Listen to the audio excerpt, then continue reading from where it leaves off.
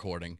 Welcome, Matt. All right. You and I have been trying to get this going for a few months now, and after last week, I think there's some technical issues on my end, so I apologize for that. Hey, that's no problem. Little I'm not tech savvy for. neither am I, and I always joke around on each podcast that I usually have Luke or Dan, helping me out. So I've been kind of fumbling around since we are trying to still continue to do this, and I'm recording these from my basement of my home now. So Yeah. I've done a few of them over the years, and I've done them in motel rooms and my office, and so wherever. I'm that's all. cool. Yeah. Well, anyways, today's episode, we're at episode 7. We have Matt Guse. Did I actually pronounce your name correctly this time? Yep. Who loves Lucy? All right. Lucy. Yeah. So Matt is the president and owner of MRS Machine up in Augusta, Wisconsin. MRSMachineCo.com is how you can check him out. And of course, you can always reach out to us at info@mfgmonkey.com for our MFG Monkey podcast. So let's get going, Matt. We have a few things that you and I discussed that we wanted to talk about, and a lot of it's just around education, how you've been so successful recruiting folks in your little town up in Wisconsin. Yeah, it's always been fun. I guess if I wasn't a machine shop owner, I'd probably become a teacher in education. Yeah. Really enjoy it. It's fun working with kids. Yeah, it's and I you've can tell you how done I got.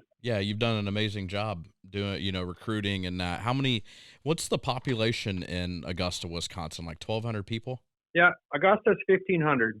1,500. Okay. Yeah, I think I was talking about you on another podcast, and I think I said something about there being 30,000 or 20,000 people in Augusta. I was way off. I'm glad you're not a machinist then.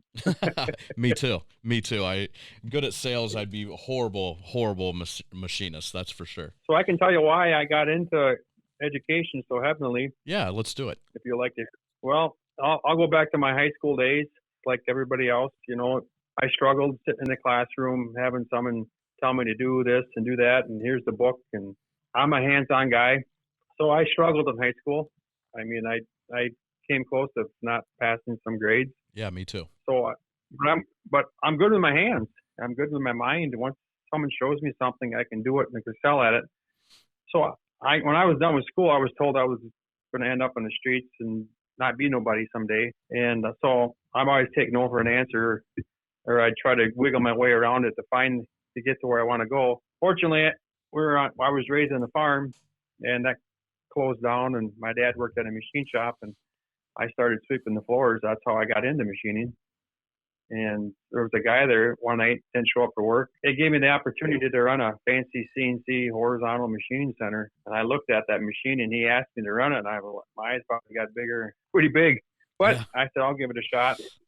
And I ran it that night, and I really enjoyed it.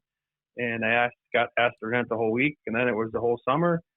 And then I'd go to school, and after school I'd come and still sweep my floor, do my routine, but I'd continually keep that machine going for an hour or two. Then the guy started teaching me MG programming, and that kind of involved, hey, this is kind of cool. Of course, then that's how I got into my boss told me, hey, you're going to go to school, I'm going to pay for it. And eventually he ended up getting killed in a car accident, and that place ended up closing down. And holy cow. That's how MRS got formed. Yeah, and I remember you telling me a story when you and I first met. It's been about a year or so ago when I drove up. You and your father started it in your garage. Is that correct? Yes, my dad's garage, and that was in '86. We had literally they came down and closed the building that day. Get your stuff out of here. Wow. Well, my dad was friends with the customers, and that time it was expensive material. It was Inconel and Hasselite, and so they asked my dad to put it in his garage, and they said, "Oh, by the way, Raj, can you machine it?" And to this day, he had this little South Bend benchtop lathe. Yeah. I do not know how he held those tolerances, but anyway, that's how we got into it. And I could tell you my story probably an hour long. I'll go back. I'll advance to where I got into education and why I got into education. So back in 2000, when all our computers were going to crash and the world was going to blow up, and that was the end. And that never happened.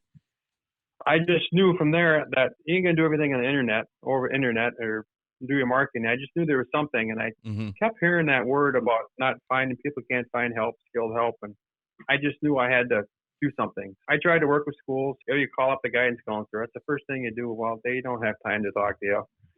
Then I went to the principal, got doors slammed in my face, went to the superintendent. They don't have time for you. Right. And I was just getting frustrated, but I knew there was kids. I know there's kids out there that need the exposure. And of course, when the financial crisis hit, everybody shut down their programs. Fortunately, I was very fortunate to run into a guy down at IMTS. IMTS is where all great things happen down in Chicago. Absolutely. That's coming up in September, right? Yep. And we're still on. That's where I met Craig Krakowski. He was actually going to school part-time. He had started a similar program.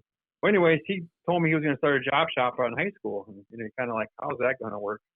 But I said, I'll be willing to listen to you. I mean, my dad, when you get it up and going or started or if you need help. And that was in the fall.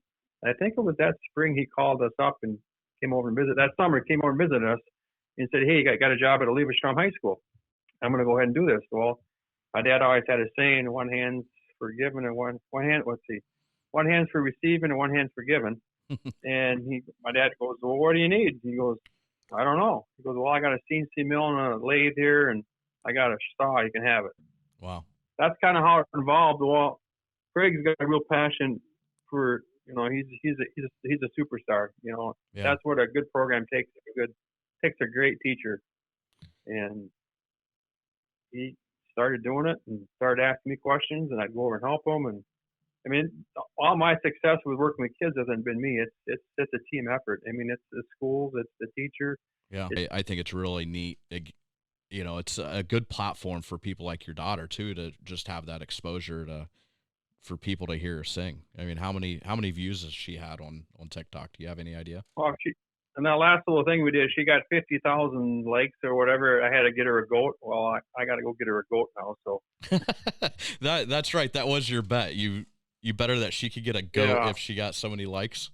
Yep, she got her goat. She's gonna get her goat. So that's hilarious. Boy, at least I'm glad I live in the country. Yeah, if you lived in the city like me, your neighbors would probably be a little pissed off if you had a goat in the backyard. But out in the country, you can do whatever you want. Yeah. Oh, cool. So, how did you? I mean, what all was involved for you starting your machine shop in high school? I mean, that's you were going to school and, start ramping up a machine shop all at the same time, huh? Yeah. So when I started, I'm just graduated high school. My dad's, he's 40 years old, and what a step to take a leap of faith like that. I kind of wanted to get away from Augusta, and I did. I went to school. I'd help him on the weekends. Well, then when I graduated from the tech college, that's where I met my wife. And of course, I moved away for 2.5 years. But still, I worked there full time, and then I come home on the weekends and work. And it got old. And then I remember the day of my wedding. Right before I'm getting married, my dad said, hey, you're going to come work with me full time after you get married. And I'm like, no, I'm happy, Dad. I'm going to stay up here. Well, 3 months later, I was moved back to Augusta and started working full time. And, my dad wanted to stay small. He wanted to be a father, son, and another person. MRS is a woman-owned company, and that was to do with the government contracts we were getting when we first started. Sure. But it was funny because it was always Matt, Roger, and Sharon who helped us or we worked with us full time. So that's what they thought it stood for, and they thought Sharon was my mom, which wasn't. But, here I'm, was I 21, 22? And my dad told I remember the day I was running an instant lathe. We had all manual equipment. I shut my lathe off. If you ever met my dad, he likes to poke the stick, get stuff done and get busy. And he told me to get the lathe going. I said, no, Dad, where are we going with MRS? And he goes, I don't know. I'm happy where I'm at. Get busy. And I said, no, Dad, I'm going to grow. And he says, okay, if you grow it, I'll back you. Well, here's this 22-year-old kid going to go start knocking on doors and picking the phone up and calling people. I got a lot of closed doors shut, phones hung up. I mean, someday I'm going to write a book. And I just met this great guy, Dave, and he's from Egerton Gear. And if I didn't have a twin, I do now. His stories are almost parallel, his mom and dad, but Well, anyways, I started making phone calls, and I found a couple of people that believed in me. And when you're 22 years old, that was the first thing. He said, "Well, you're only 22. You're immature. You're not. I don't know if I can trust you with my parts." And Right. so, really, I would go knock on doors. I'd get the drawings. I'd get the material. I'd go back home that night, work till 1, 2 in the morning, make the parts, throw in the car, and deliver them the next day. And that's how I succeeded. But I had help along the way. I mean, it's Sure. just not me. Sure. I had a good friend who helped me. He was a workaholic like me. My dad helped out, and then I just started hiring people smarter than me. To be honest with you, Dustin. Yeah. And you said it. How do you keep track of running a 47 multi-million-dollar company? Well, you hire good people, Yeah. smarter than you, and get out of the way. Yeah. Yeah. That's the only thing I'm capable of doing is getting out of the way. I get too involved and I screw it up. So I'm not perfect. We're not perfect. We make mistakes, and you just have to admit to them. And just my next questions in my mouth. We make a mistake. It's get it fixed, and it's ask questions later. yep. That's why I always call it QVS. And what's QVS stand for? It stands for quality, value, and service. Yeah. If you stick to those three fundamentals, you'll be successful in any business. Yeah. I totally agree with you. It's not about if you screw up, it's about when you screw up, and we've all done it. And the successful companies that I work with, they take ownership of it and they fix it and they move on.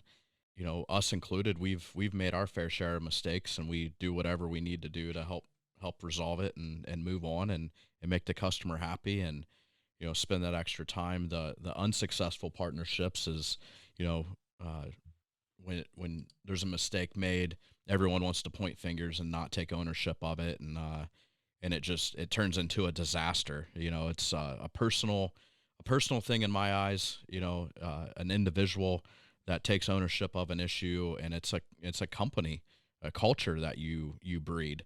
Um, so it's that thing's that theory is extremely important to me, and I think that uh, you know me dealing with so many companies, I see that with a lot of them, and your customers. If your customers see you fix an issue, they're more than willing to stick around with you.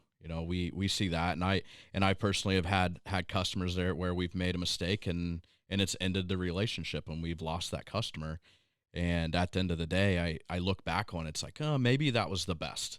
If we can't make a mistake and work together and get through it, maybe we shouldn't be working with them. Maybe they aren't a good partner for us. What are your thoughts on that? Yep, very true. I look for true partnerships.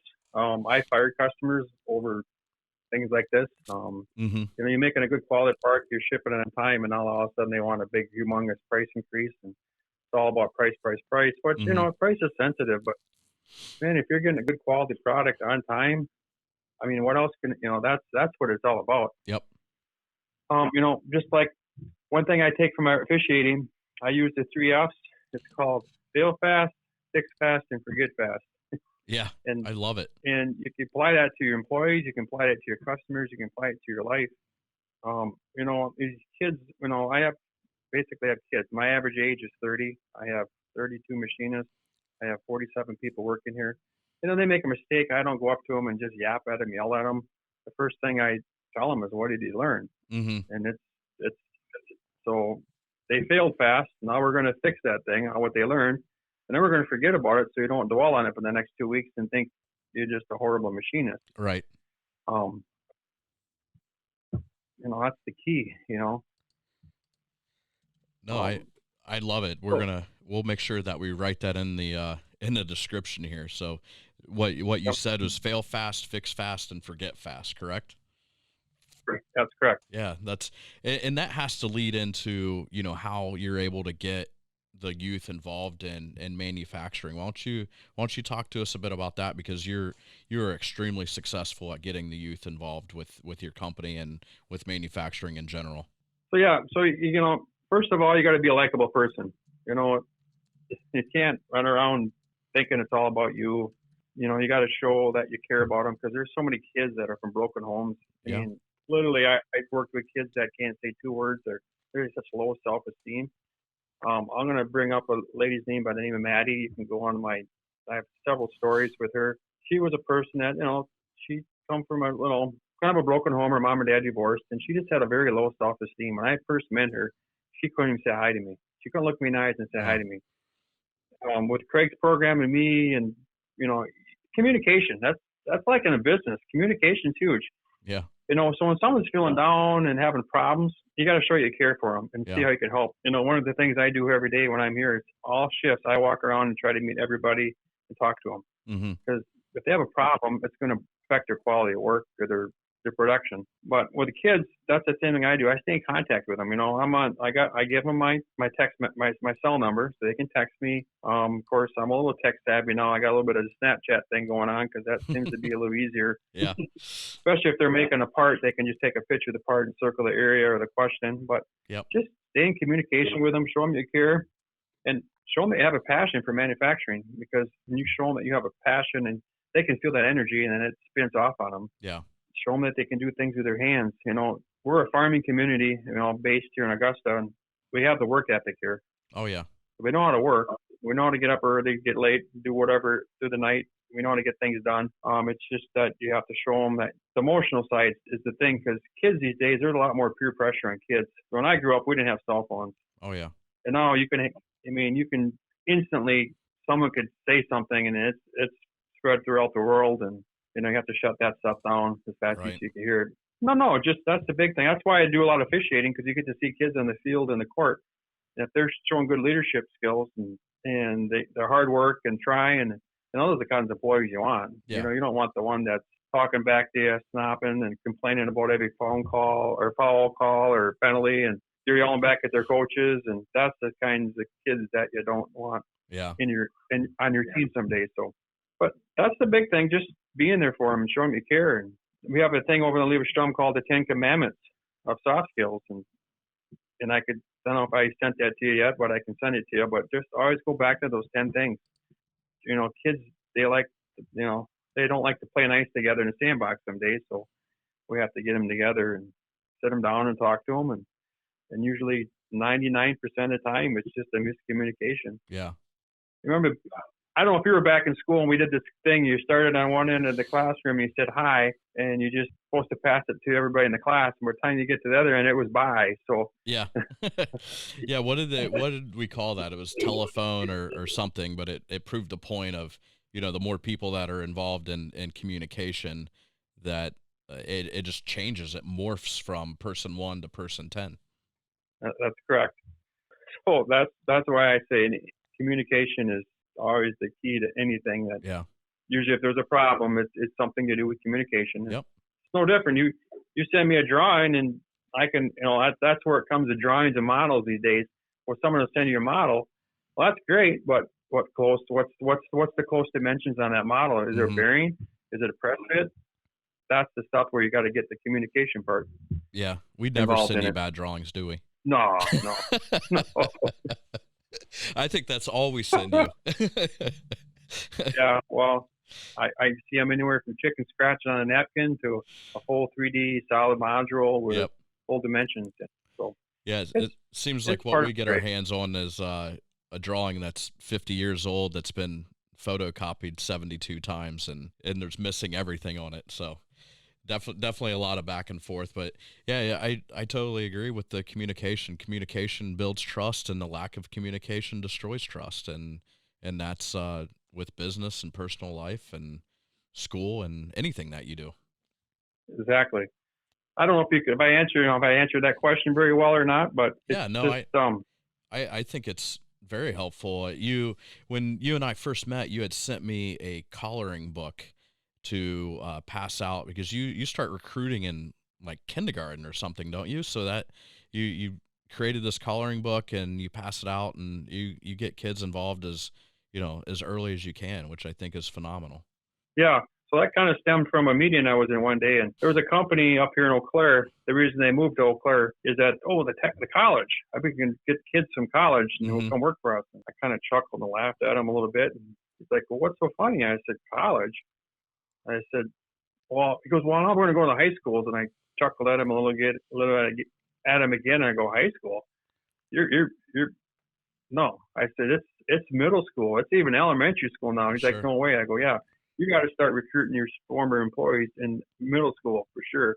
Yeah. And that's kind of where the coloring book came in. And that's part of a thing we got called gold collar careers up here. Okay. That's where that whole thing came from. That's great.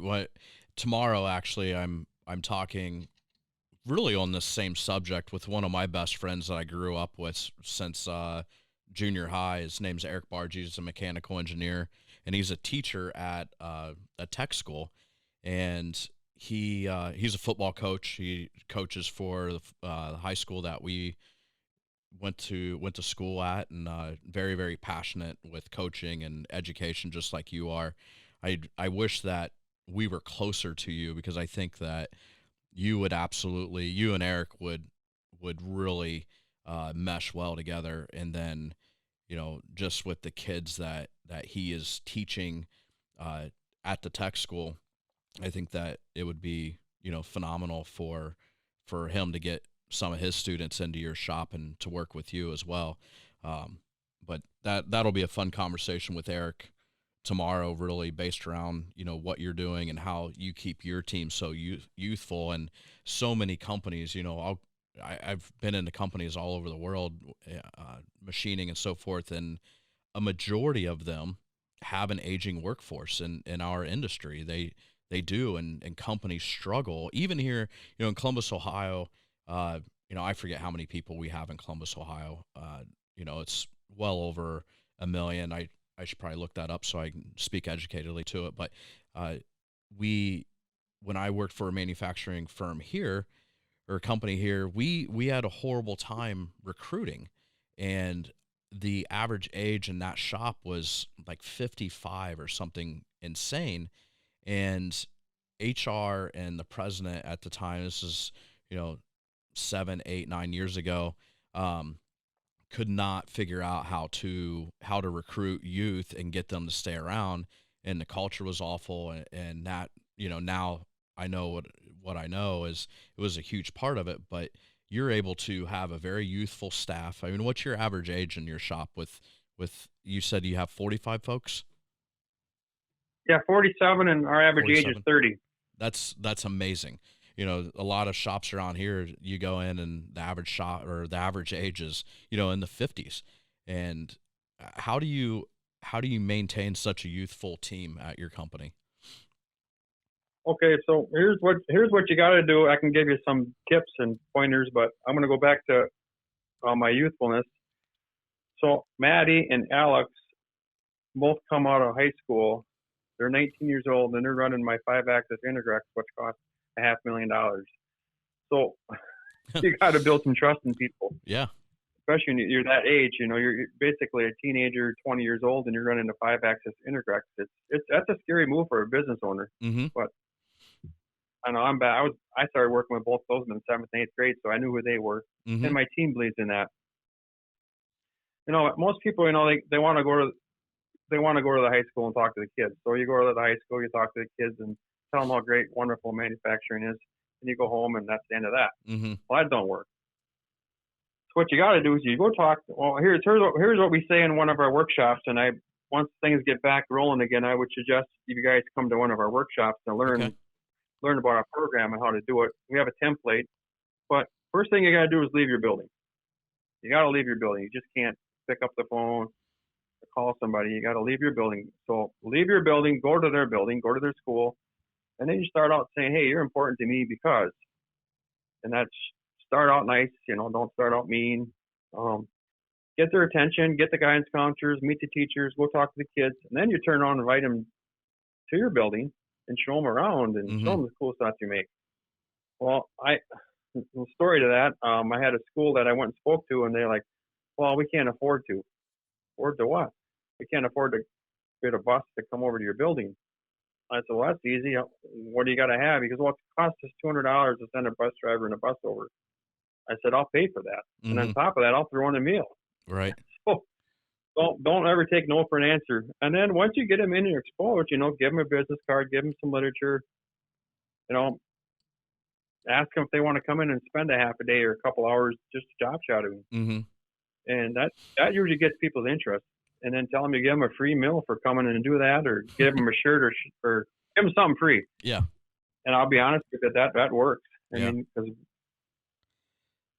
and that's, it's my biggest problem is, Dustin, What's that? is that I get so many kids in here applying for jobs that I have to turn them away because I can't have like 25 kids in there working. Sure. I take 2 or 3, 2 for sure, if not 3 throughout the year. Mm-hmm.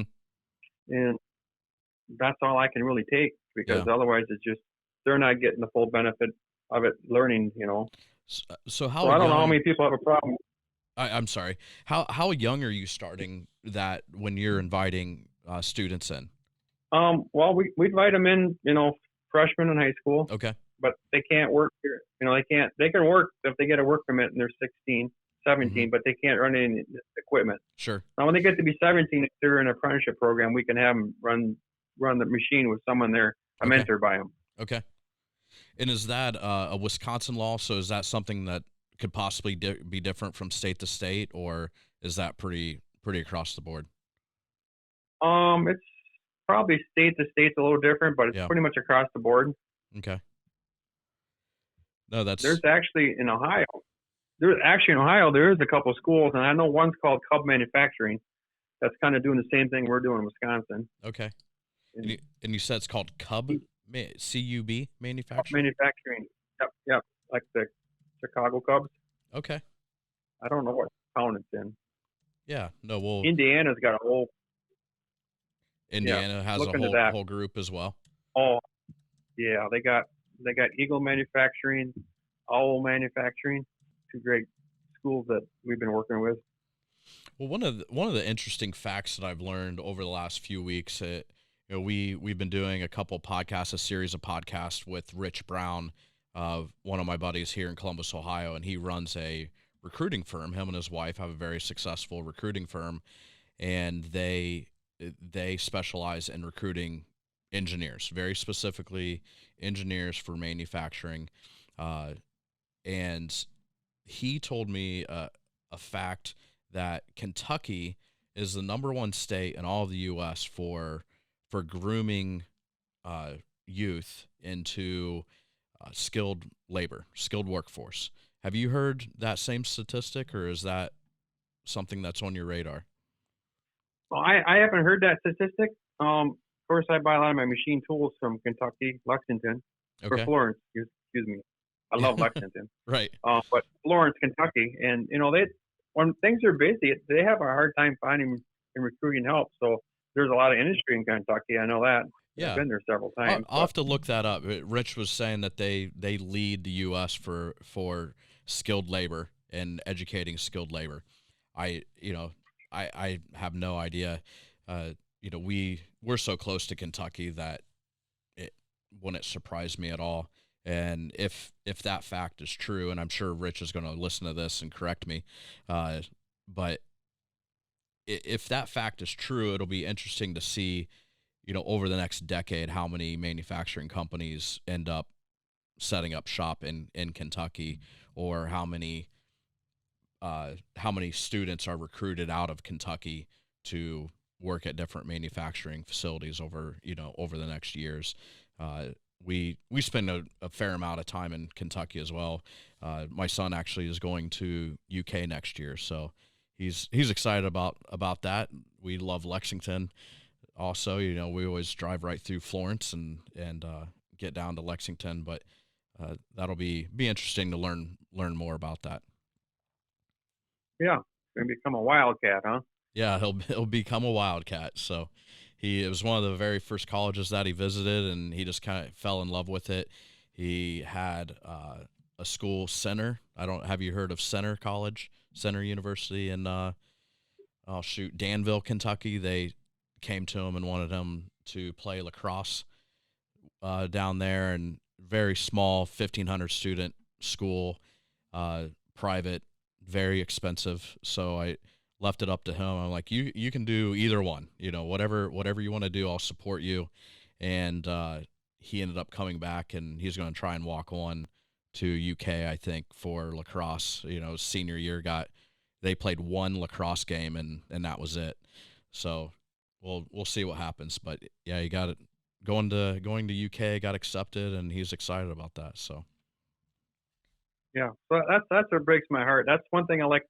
If this Cardinal, these kids I work with, if they don't get one thing out of it, the only thing I want them to get out of it is if I expose them to manufacturing, and if they don't want to go into manufacturing, I'm happy with that. yeah, I don't want them to go into manufacturing, spend tens of thousands of dollars, and then get out and then just wasted all that money. I can't tell you how many people I got working here. I know at least 6 that went to the 4-year college, if not 6 years of college, and have $100,000 of debt for like liberal arts or history major. And yeah, there's nothing wrong with all them. But yep, for example, my brother-in-law went to college for 6 years, and he couldn't find a job that paid more than $30,000 a year. yeah. Well, And now you got 100,000. yeah, that's a very interesting subject that we touched on. Dan that works for me, he has his master's degree. Same thing. He has, I don't know how much money in school debt. When we were growing up, we were pushed to go to college. I know me personally, I was in the same boat that you were. I nearly didn't graduate or high school. I was horrible test taker, absolutely horrible test taker, and I really, really struggled with one of the tests, and they came to my parents and I and said, "Hey, you have all your credits that you need, but you may not be able to graduate because of this one test." And I went to, I ended up graduating. I squeaked through and ended up going to college for, a few months, and it just wasn't for me. And I remember my uncle coming to me and saying, "Hey, you're just never going to make over X number of dollars a year." I forget what number he threw out there if you don't go to college. And I always kind of took that as a personal challenge, and that is not going to college to see, how far I could go. And I see those tables turning, there's less, because there's so many kids coming out of college, like you said, that have $100,000 in student debt and can get a $30,000 a year job. What's the return on investment on that? Where they can go be a machinist or a pipe fitter or an electrician, or you name the skilled labor, and make $50,000-$60,000 a year starting out. Yeah, that's correct, because the good thing about Cardinal, the kids that get out of there, they don't realize their biggest benefit. Well, let's get into benefits here in a little bit, but benefits for them, their college is paid for. If they go into manufacturing, we have enough industry partners that's 100% paid for. So when I get them, or if you get them, or whoever gets them, they don't have a college debt. Yep. I mean, they can go. That's why I got kids that here, well, they're buying homes at 22, 23 years old because they don't have any debt. Yeah. It's all gone. Yeah.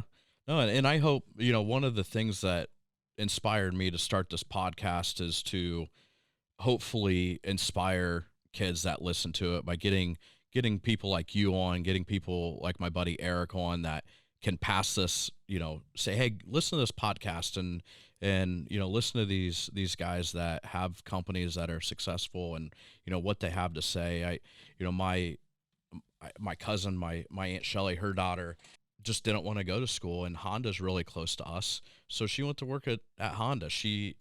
Lauren, if I screw your age up, I'm sorry, but she's probably 22, bought a home last year, loves working at Honda, is constantly moving up, getting recertified, doing, just doing all the things that Honda does. The Japanese are, have a good culture, and you either love that culture or you hate that culture. But what she does have, like you said, is zero debt and an education where if she wants to go work at any manufacturing company in the U.S., she'll be able to go do it. And, they're grooming her to do, things that no college graduates ever going to be able to walk into a shop and do. The biggest thing to me, it blows my mind to this day, and I always tell the secretary or the DOP, the Department of Public Institute, we got to do 2 things in our high schools. We got to teach them benefits and soft skills. Mm-hmm. I can't tell you how many people come in here, and I talk to them about benefits, they look at me like a deer in a headlight. I'll tell you a story. I had this kid come in here. I worked with him. I knew him a little bit. He applied, and I said, I'd like to hire you. He goes, well, I'm going to turn you down. I go, why? Well, I can go over to this other shop and make $1 more an hour. I go, well, really? Well, first of all, I'm happy for you, but second of all, what's your benefits? He's like, I don't need benefits. I said, son, you're 20 years old. Think you need benefits, but when you're 50 years old, when you want to start thinking about retirement like me, benefits are going to become a huge thing. So I kind of explained it to him, but he didn't get it. But that 401k and health insurance and dental, and that's a lot. Yeah. Well, and the thing is about kids like that is they probably need to go work somewhere else and figure that out.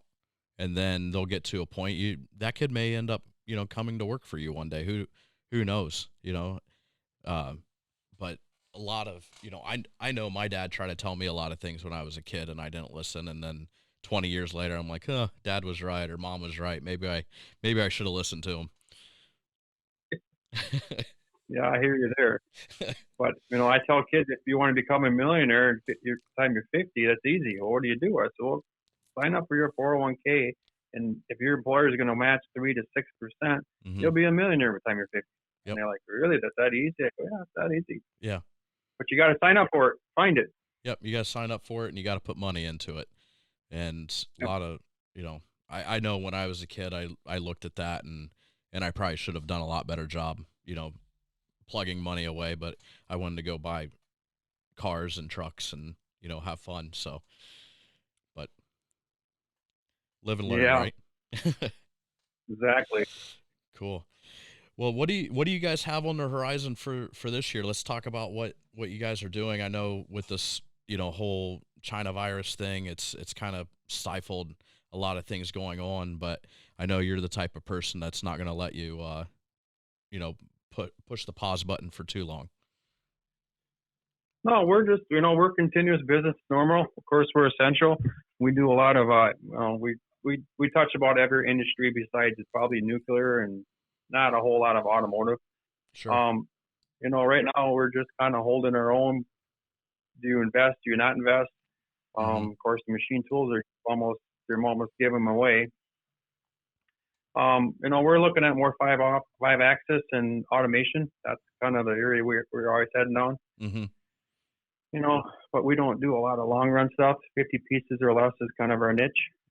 Looking forward to IMTS show in September because that's where the new technology is, and you get to meet a lot of cool people. Yeah, we'll see you there for sure.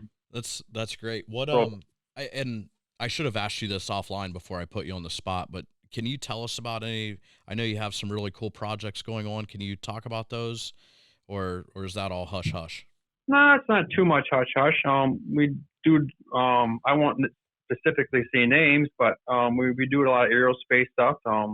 We're making a lot of cool rocket parts.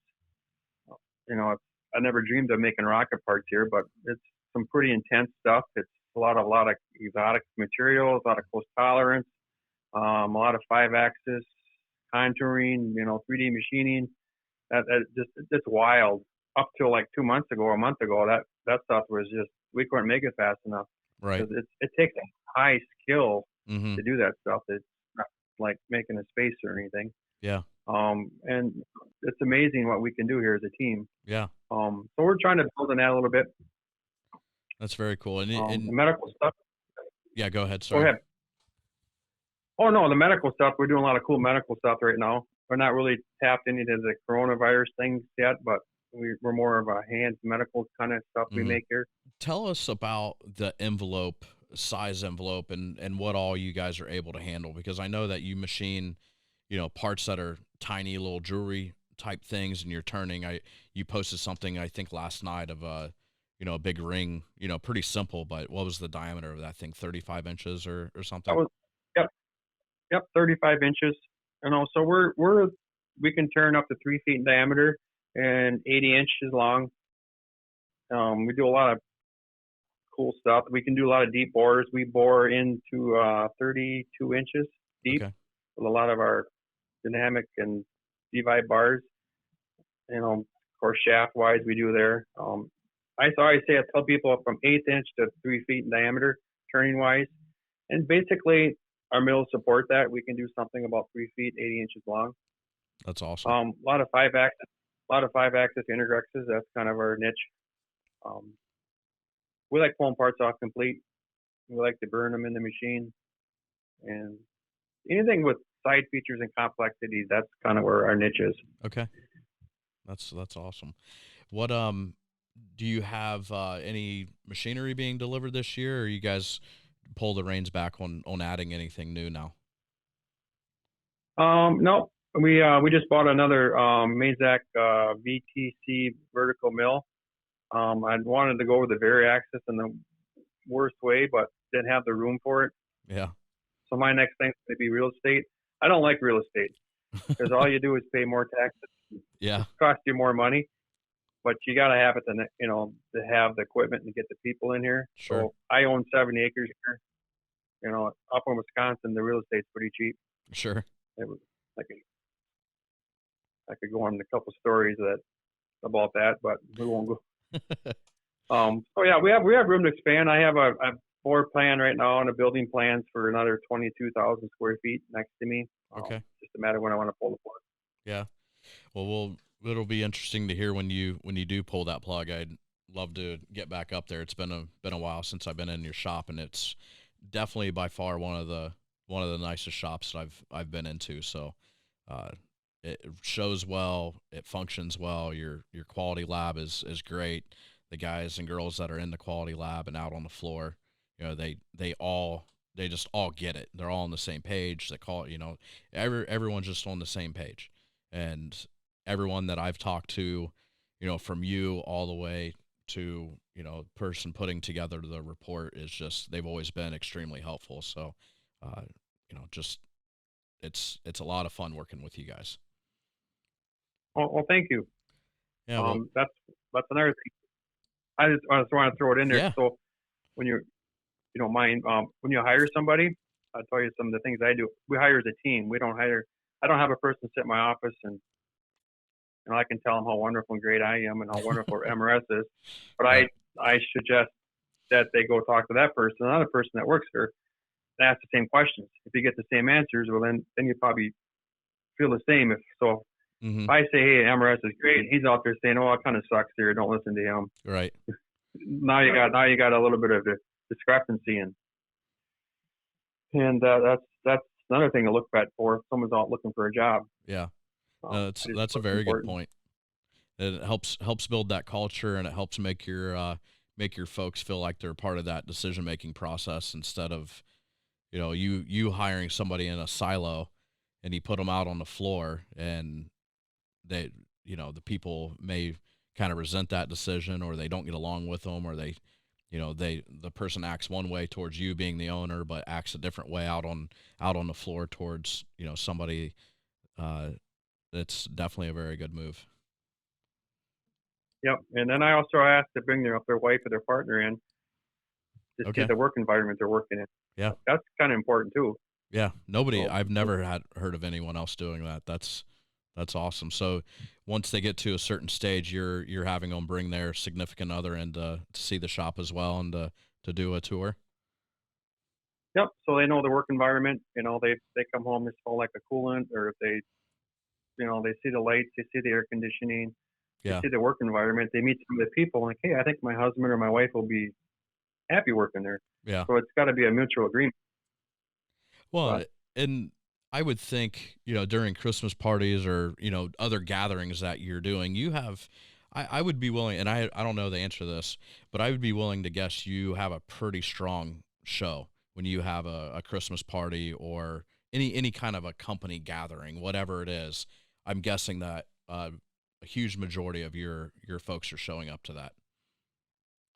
Oh yeah, we have our annual Christmas party every year, and you get to hear me sing "The Wheels on the Bus." Kind of tradition. That's another joke, but yeah, we have probably. I bet you, if we have 47 people here, I have over 40 show up. Yeah.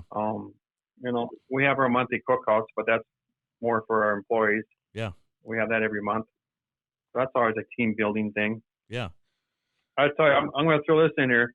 So if you want to build company morale, and I haven't told too many people this, but I've been trying to modern machine shops. We're going to write a story on it. But one thing how to build culture and good morale is my candy dish. And Okay. you're going to say, well, candy dish. So when I walk around every day and talk to people, I have 4 pieces of candy with me. I have a root beer barrel, I have a Jolly Rancher, I have a lemon drops, and I have sour apple. And when I walk around, if I see, around here everybody runs 2 machines. You just can't have one guy running a machine. Mm-hmm. I know if there's a one piece, it's a little different, but our average here is 1.75. Boy runs 2 machines. 1.75 is our factor. So if I run around, they're in their cells. Then I look at their inspection sheets. I look at their parts. And hey, it's all good. They get a root beer barrel. They get a Jolly Rancher. Gotcha. If they're not there and the machines ain't running, they usually get a sour apple or green apple. If their part comes in the inspection and it's good, I usually give them a good piece of candy. Yeah. But just little things like that just says a lot to people. Yeah. Hey, Matt's checking up on me, Yeah. or hey, I'm doing good. I got a good piece of candy. But Yeah. just something to think about. Well, it's so simple, but it seems so effective. And those are the little things that help that culture. Just like you're mentioning your monthly cook-offs. So you do it because it's just natural to you, and it's something so many shops might do once a year is have a cookout, and it's a task. And I've been in shops where they'll come to me and they're like, hey, we don't know what's going on, but we had a Christmas party, and out of 50 employees, we had 10 show up or 20 show up. Why won't these guys show up to a Christmas party? And I'm like, well, what are you doing the other 364 days a year? It's not about the one day a year that that you just expect everyone to show up and act like they like each other. If the company culture isn't supportive of that, then why would they come to your Christmas party?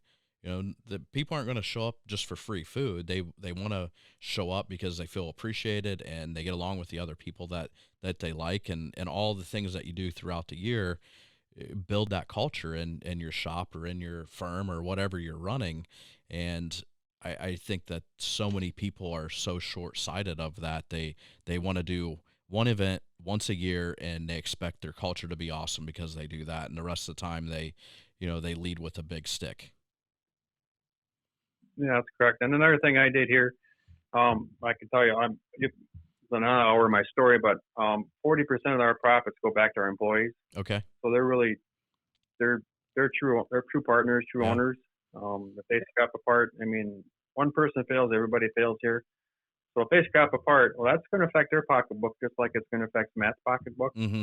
And the last 2 years, our economy has been booming, and they've had some really nice bonus checks. Sure. And one of my fears was I was going to give some of my bonus check and they were going to leave. And well, they did. Their bonus check was so great. And granted, he was 60 years old that he retired. He got his check at 9 o'clock in the morning, and we mailed it to him. But the next day he comes in and 9 o'clock in the morning at my desk and said he's done. Yeah. So I'm happy for him. Great guy. Yeah. But Yeah, but that guy, how many years did he give you? He gave me 15. Yeah. He actually, he's a Buckeye fan. Is he really? Good for him. He come from Columbus, Ohio, and he moved to Wisconsin because he wanted a real football and basketball team to cheer for. Well, I'm just kidding. But he came to us and said, "I'm just an operator. Yeah. I can only operate." And I said, "Yeah, that's cool, but that didn't take very long." And on the team here, next thing I know, he was a setup person. Yeah. And he thanked me for that. That's Thank awesome. me for getting me the truck. Very cool. Well, I know we're around that 45-minute mark, and that's what, I know that's all my attention span can hold on to. Actually, we're a little over that, but I really appreciate you taking time out of your day and just to chat with me and do this over a Zoom meeting, and that we'll continue to work together, and I'll see you at IMTS hopefully, and just keep doing our thing. I think I am going to get you hooked up with Eric Bargy, and you guys can chat and, maybe help each other out in some way. And, both of you guys have a really, just big passion for developing kids. And we definitely need more of that in our society. So great job on that, man. Yeah. Well, thank you. Awesome. Well, I'll let you go so you can go do your thing, and we'll talk to you again. Thanks again, bud. Okay. All right, buddy. Yep. Thanks a lot, Dustin. Yeah. Bye-bye. Bye-bye. For those that have been listening, you guys can reach out to Matt Guse, president and owner of MRS Machine and Tool, mguse, Guse, at mrsmachiningco.com, and we'll put that information in the bio. So if you're driving or whatnot and you didn't catch that, feel free to scroll through the bio at the bottom, the description, and we'll have that for you. He's on LinkedIn. What great website. What a great guy. Thanks again, Matt. We'll talk to everyone soon. Bye-bye.